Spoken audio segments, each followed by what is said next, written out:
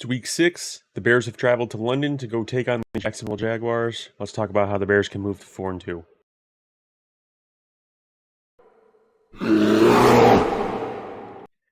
Hey, what's going on, everyone? Welcome back into the Bears Den, an NFL podcast with the Chicago Bears First Focus. I'm your host, Alex, and today I'm here to discuss the Bears Jaguars game, kind of give a little bit of preview what I think the keys to victory are for the Bears this week. And before I jump into that really quick,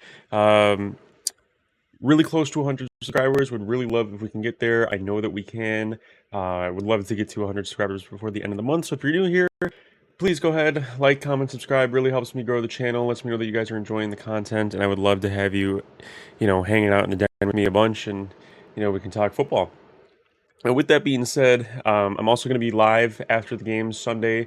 I go live about 20 to 30 minutes after every single Bears game and talk about the game for a bit, hang out with you guys, and hopefully this Sunday it's going to be a happy live stream again like it was the past 2 weeks for the Bears.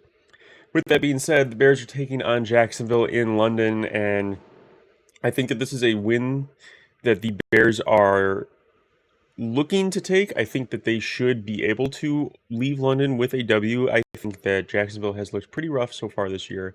But the things that kind of concern me about this game out of nowhere, Jaquan Brisker has been ruled out of the game with a concussion. It is likely that he got the concussion on the hit that forced the fumble last week's game against Carolina.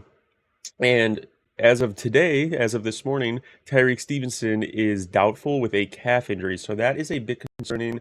We're going to be missing two pieces of the secondary. Obviously, Tyreek Stevenson, a corner, and Jaquan Brisker are strong safety. And or our free safety rather. And what is concerning is this is the strongest part of the defense for the Bears. The secondary is rated number 1 in the league through 5 games so far this year. And I think the stats, they've given up like 2 passing touchdowns so far this year, and they have like 5 or 6 interceptions. So that is a unit that is really, really strong. And so with 2 backups in, it's going to be kind of interesting to see how the unit plays, if they're still going to be as cohesive.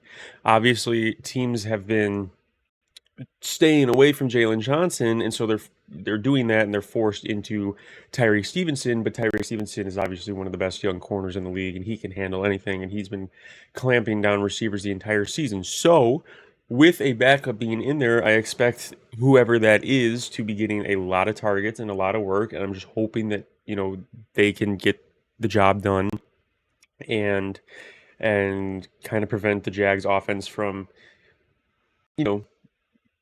chipping down the field with a bunch of passes, right? If the Bears want to win this game, they have to be able to stop the run on defense. Travis Etienne is obviously one of the best running backs in the league. He's a dual threat running back, and we're gonna have to stop the run. It's interesting because the past two seasons under Matt Eberflus, the Bears had the number 1 rushing defense in the league, and this year they are really struggling with the run. And so I'm not really sure why the run defense is struggling, especially when a lot of the personnel carried over from last year, especially up front, right? I think that, this is something that, the defense has been really, really solid this year, but that is something that needs to be figured out, because if this is a Bears team that wants to go into the playoffs, and if they want to make a run, and if they want to be able to beat down Green Bay, Minnesota, and Detroit later in the season, they're going to have to stop the run, because that's what happens in November, December, January, February, right? Teams run the ball in bad weather.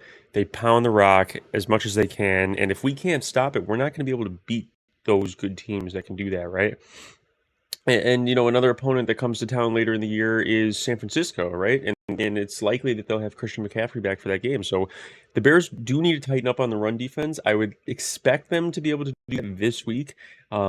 If they struggle, I would potentially expect them to maybe make a trade or sign someone to come in and help during the bye week, because that's the only problem that the defense has. If they can tighten up the run and they can work on that, this is a number 1 defense in the league for sure. With that being said, the offense this week I think is going to be able to do very, very well. The Jaguars defense has been rated like 32nd in almost every single category. They gave up the most passing yards per game. They gave up, I think, the most passing touchdowns per game, and they have yet to force an interception this year. So I'm expecting Caleb to continue building. I think that this is probably going to be the best game of the season for him.